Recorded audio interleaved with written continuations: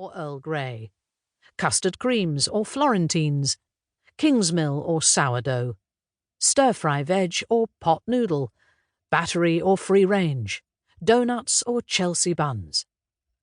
By the same token, how we behave at home isn't simply a matter of personal choice, but a series of clues about our background and upbringing.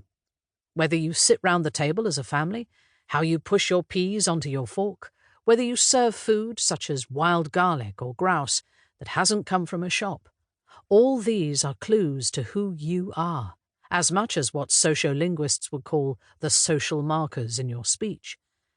A friend's mother once said that, when she was growing up, you were middle class if your father had heard of Saul Bellow and your mother knew what an avocado was. It's a distinction people still see. One journalist at the Metro newspaper described what A&E departments have started to call avocado hand, an injury sustained by over-enthusiastic cutting of an unexpectedly soft fruit, as the most middle-class injury ever. English novelists use food to tell us something about the status of their characters. Austen mocks vulgar Mrs. Bennet for obsessing about her well-cooked partridges, whereas David Copperfield's obsession with batter pudding is pitiable, not laughable, because he is hungry for food, for family, and for security. We take it for granted that more choice and refinement in food comes with money and social prestige, but it is determined by where and when you happen to be eating. Archaeologists believe they have pinpointed the emergence of what the sociologists call a differentiated cuisine to ancient Egypt, where a high and low cuisine grew up alongside more sophisticated cultivation, food surpluses, wealth and power. There are no shortages of theories about why on earth early humans abandoned the fun and protein of hunter-gatherer society for the back-breaking life of agriculture, but caste came early into the mix.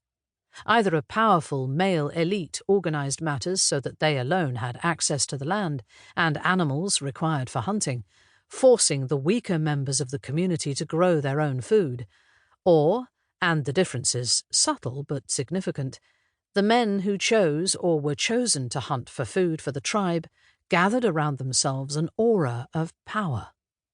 The association of hunting with aristocracy is ancient but not universal. The Indian caste system focuses on purity of food, with meat being less pure and therefore lower caste, so to move upwards meant becoming more vegetarian. Many parts of Africa still have a single cuisine in which a whole community will eat porridge, meat soup, served with a relish made from okra, ground nuts, tomatoes or vegetable leaves. Wealth simply enables you to have more food, rather than more choice. The anthropologist Jack Goody explains, what is different in Africa is the virtual absence of alternative or differentiated recipes, either for feasts or for class. In our northern climate, the great differentiation was initially simply meat versus non-meat.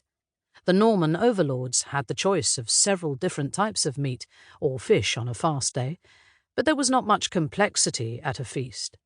And perhaps because there was a limit to how much roast boar, venison, pheasant, hare, crane, heron, seal or porpoise one lord of the manor could put away, he came to demand more show and sophistication from his kitchens. This, of course, caused its own problems, and the Tudor feast was marked by a series of distinctions. The higher up the table you were, the more variety you were permitted. It was a hard boundary to police, though. Ecclesiastical abstinence constantly tipped over into enjoyment and appetite, so in 1541 Archbishop Cranmer decreed the number of dishes which each rank in the clergy could eat from. Unsurprisingly, after 2 or 3 months, by the disusing of certain willful persons, it came again to the old excess, he reported glumly. The frequency with which medieval and Tudor kings and parliaments attempted to impose restrictions on diners seated towards the bottom of the table through sumptuary laws is an indication of how toothless such laws were. In pushy, irreverent Britain, neighbours jostled to outshine one another, and the fear of falling behind socially, as well as not getting enough pie, held more terrors than falling foul of petty decrees.